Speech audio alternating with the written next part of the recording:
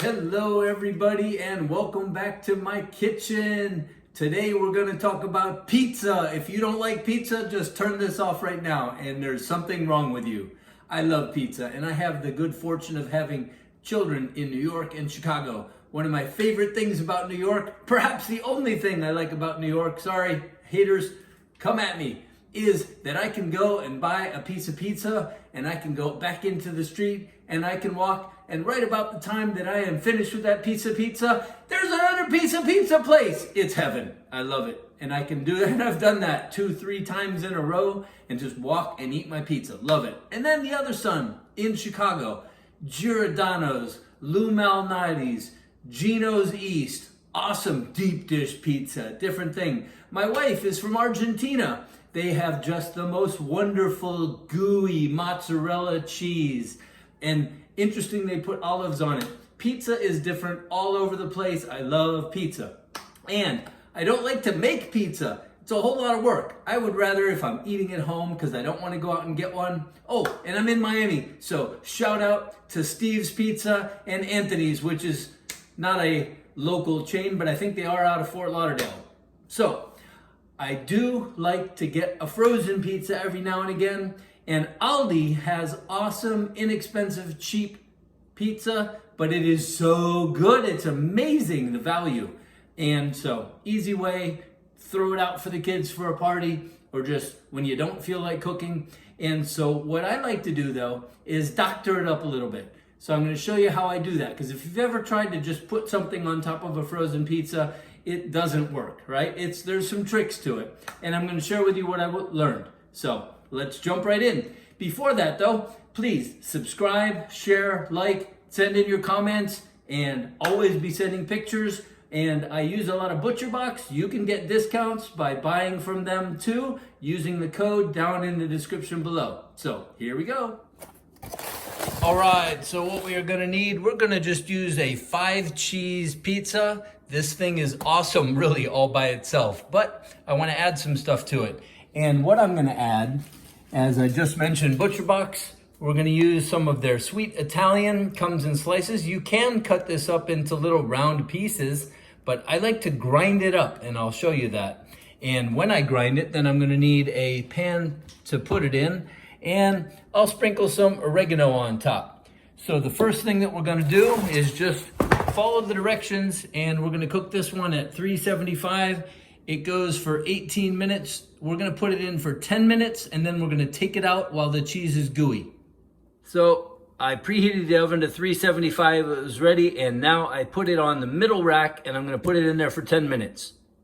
So I have my sausage already cooked, because I knew that I was going to be showing you this.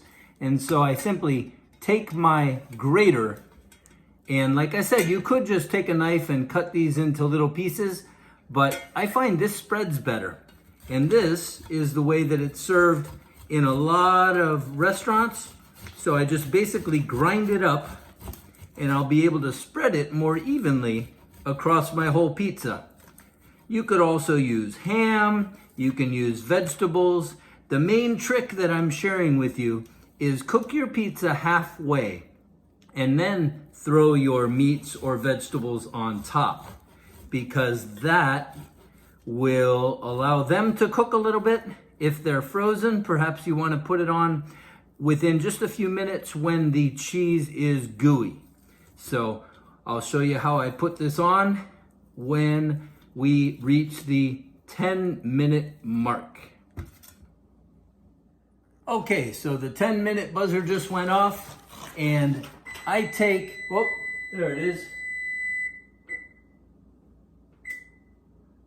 I turned off the oven instead of the buzzer. I take my cardboard and I slide it under the pizza. I don't know if everybody does that, but I sure feel smart. Okay, so I bring it over here, and now I am going to simply take my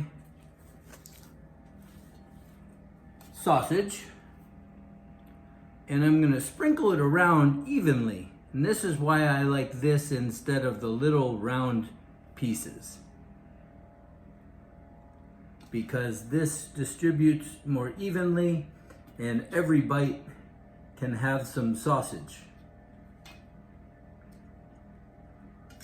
And the reason that I do it when it's halfway through is because the gooey cheese that is going to allow it to stick. But if I just put it back in the oven like this, that's not going to be enough. So I have another trick to show you. Take something round like a glass and simply roll it and mash that sausage or vegetables or ham or pepperoni. You know, you can buy pepperoni already sliced if you wanted to add it right in the make your own pizza section. So that's what's going to keep it sticking and it won't fall off. And if you get any on there, just clean it off, make sure it's in there, and there you go. The next thing I'm going to do, because I like it, is add some oregano. That just makes it my own instead of just being the sausage.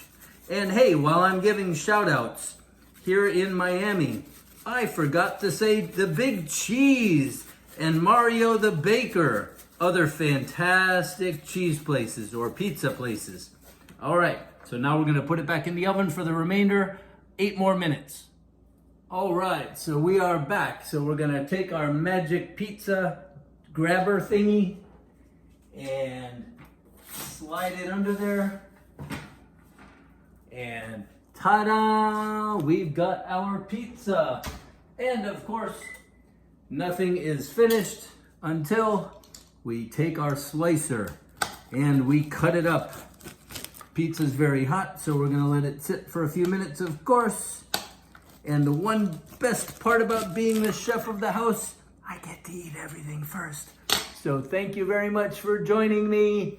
Enjoy your pizza and buon appetito!